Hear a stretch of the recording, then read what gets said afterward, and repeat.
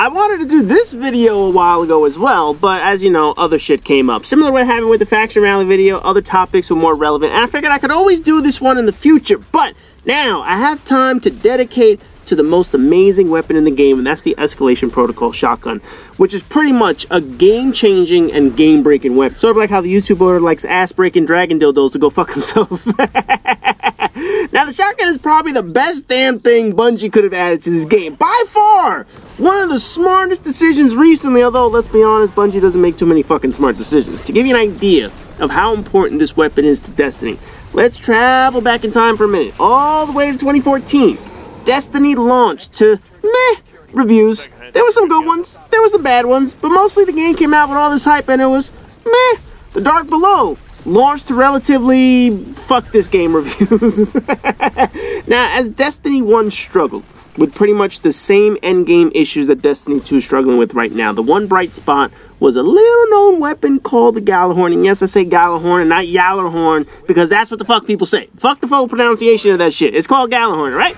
Anyways, Destiny 1 struggled with loot drops, struggled with bosses being bullet sponges among all the other flaws that it had, but the one weapon that helped it along was the Gjallarhorn. You know how fucking amazing that rocket was. You know the level of destruction it can do when you had it, and more importantly, you knew the struggle it took to get lucky to receive that fucking thing, because when Destiny was just starting, just learning what the fuck it wanted to be when it grew up, the Gjallarhorn was quite simply the best weapon in the game.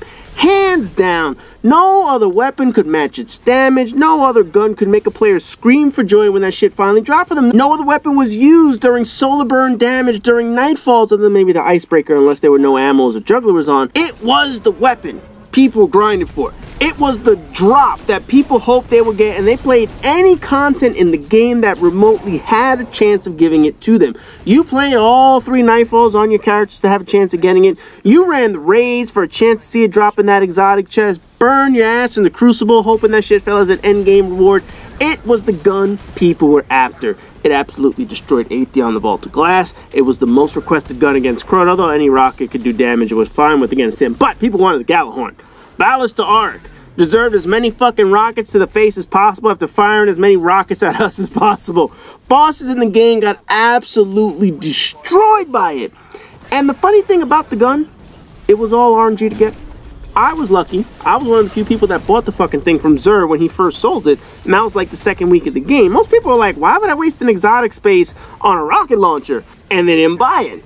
I was thinking back to my Resistance 2 playing days and how the Lark pretty much destroyed co-op, so I was like, maybe this rocket will do the same. So I bought it, and then I proceeded to melt the world with it. Then I had some 15 other Gjallarhorns drop in like year 1 RNG, so I had plenty of luck on my side when it came to this weapon. Some theories were if you already had it, then the future drops would increase, so buying it was what unlocked my path to getting that shit so many times. Others not so lucky. I forgot who it was on my list, but it took someone to like the week before Xur sold it again for them to finally drop. I want to say it was either Bike Crazy or Sky that had the issue, but I don't quite remember. Either way, it took them a long fucking time to get it, and then when he finally did drop, the motherfucker sold it the next week. That shit was pretty funny. Anyways, the mythical legend that the Gjallarhorn reached is unlike anything Destiny 1 had. No other weapon had the thirstiness of the community that it had, and granted, there were other weapons that came along that eventually surpassed the damage that it can do. The Sleeper Simulant could do more damage to certain bosses. Black Hammer was certainly a sniping god before they took away the White Nail perk. Swords like Dark Drinker did more damage to Axis than Gjallarhorn. The Truth had better tracking than it in the Crucible, but all of these weapons were easily obtained. Well, maybe the Black Hammer if you had to constantly run Crota, and the Truth basically had to be sold by Xur, but it was certainly sold more times than the Gjallarhorn.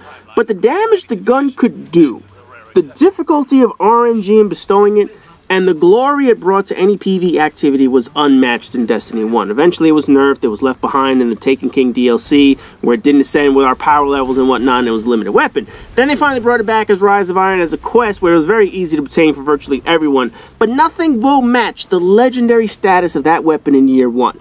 So, enter the Escalation Protocol shotgun. For those of you who have it, you know the damage this fucker can do. You see the clips in the background of how quickly it melts bosses with certain modifiers activated, even without modifiers. This gun is by far the highest DPS weapon in the game, and it's not even close at this point. And you don't even have to take my word for it. Just watch some of the other videos of what other teams have done. Beating raid bosses in less than 3 seconds, melting strike bosses in 2 seconds. It's ridiculous how much damage this gun can actually do. Matter of fact, this gun actually does more damage than the Gjallarhorn without question. Unlike the Gjallarhorn, which only had 2 rockets before reloading, even with reload speed prior to any nerf, there is no contest as to how much damage this shotgun does up close. The only weapon that might come close to this level of damage is probably the Dark Drinker against Axis in the Wrath of the Machine raid, simply because you could hit Axis in multiple spots on his legs. Otherwise, it's not going to do as much damage to, say, a normal strike boss. If you take the Dark Drinker against Valta Auric and you take this shotgun against Valta Auric is going to get melted by this shotgun. To say this gun is broken is a fair statement, although luckily, this is not the case in the Crucible, because as we all know, if this gun was broken in the Crucible, oh, motherfucker, Bungie would fix this shit in a minute. If it fucked up Trials, we would never see the light of day with this gun. It would have been patched and nerfed to fuck before anyone got the fucking thing. So luckily, it's only average in the Crucible. PvE is where this gun excels, and that should be the focus of Bungie's delivery with the weapons. Unlike the Gjallarhorn, which could fall anywhere, but it was rare to find, you know where to find the Escalation Protocol shotgun, and it's not a mystery.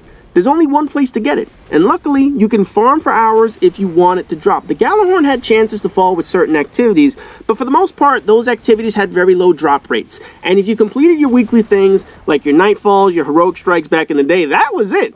For the rest of the time, it was up to RNG, and plus, if you got something from exotics, you had to hope it wasn't a different exotic, like the Truth, or the Red Death, or the Thorn, or something like that. Escalation Protocol shotgun comes from one particular boss, the first boss in the weekly rotation out of the 5, or it's added to the much larger pool during the boss weeks of 4 and 5. But you have a chance to get the SMG or the Sniper as well during those weeks. During the boss fights of week 2 and 3, the shotgun will not drop, so you know you are not getting it that week. For example, this active week is the Sniper, so the shotgun is not in the loot pool this week. If you wanted to play Escalation Protocol and grind your ass off, you're not going to get it this week. But the week this gun is active, oh, motherfucker, are people wanting to play Escalation Protocol. Bungie, take notes on this, right?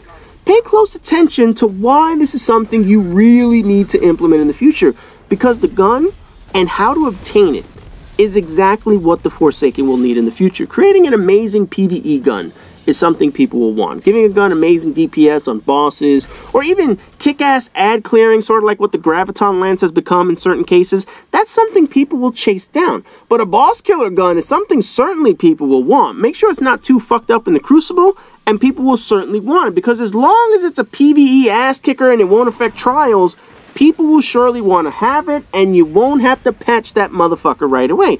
Giving us a reasonable place to grind and a set destination of the reward was also a smart idea. Maybe having Gambit, the new game mode that's going to be coming out, give that the super weapon, or maybe even a certain boss fight offer the weapon. That's probably your best idea. And you need to make it accessible to almost everyone. Don't put that shit in a raid, since a good portion of people aren't actually going to run the raid. Don't fuck around, throw it in Trials, or even Nightfall, where you won't even fucking add matchmaking. Having a set place that it drops, that's easily accessible to players with a reasonable grind, will keep players coming back. And next week we're going to talk about RNG and grinds and exactly what that means, because eventually I'm going to have a video about these fucking catalysts, because that shit actually needs to be addressed. But for now, we're talking about the shotgun. It keeps people interested in the weapon when they know where they can get it and that they can attempt the activity pretty easily. Because if you just put that shit in an activity that's very hard to do, that a lot of people aren't going to reach, that frustrates the fuck out of someone. If you put this amazing weapon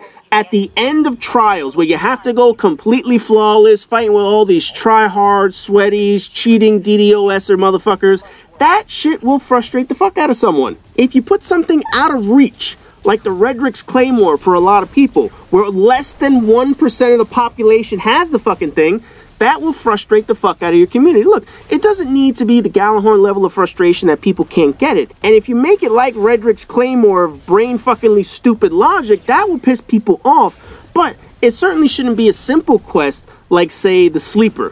When that shit was launched, that shit was laughably horrible. Yeah, remember that shit? That was just a time-gated reward where basically all you had to do was just run a fucking couple of missions. Oh, here's the sleeper, one of the best fucking weapons in the game, and you basically got it doing jack shit. Give us a kick-ass weapon, or weapons, but put them in specific locations with an achievable level of success of having it drop. The Escalation Protocol shotgun should be your blueprint on how to do that. It should be a guideline on how well you can make a gun quest and how rewarding it can be when you see the damage the fucker can do, man. Putting something like this in Forsaken is going to make players extremely satisfied and will have people positively talking about the game until they start uncovering the flaws of the DLC. That's what you want. You want people to say, hey, have you seen this shotgun? This is fucking amazing. But have you seen the rest of Warmind? Yeah, it's kind of fucked up. The shotgun actually distracts people from that. That's what you want in Forsaken. That's what you're going to want to do in the future. Something that gives people a target that people will shoot for in the DLC that will make them continue to play because they want to have an amazing weapon and they know it is just within their reach. Anyways, 2 quick housekeeping things to note. First off, over at Prestige Gamers is the next request for Hipfire commentary video. So if you want to send in Hipfire commentary video, feel free to go over there, take a look at what I'm requesting this time, and then you'll be able to send the videos in. Second thing, question and answers. Haven't got a lot of questions this time around. Not sure if it's because people don't want to hear my shit anymore. Hey, it doesn't bother me at this point, but if you want to send in your question, you only have maybe another week or so to do it before YouTube turns the shit off. So feel free to send your question here in the messaging system on YouTube before it turns off or over at Prestige Gamers. And as always, rate, comment, subscribe, and all that good shit. And I'll see you guys in the next video.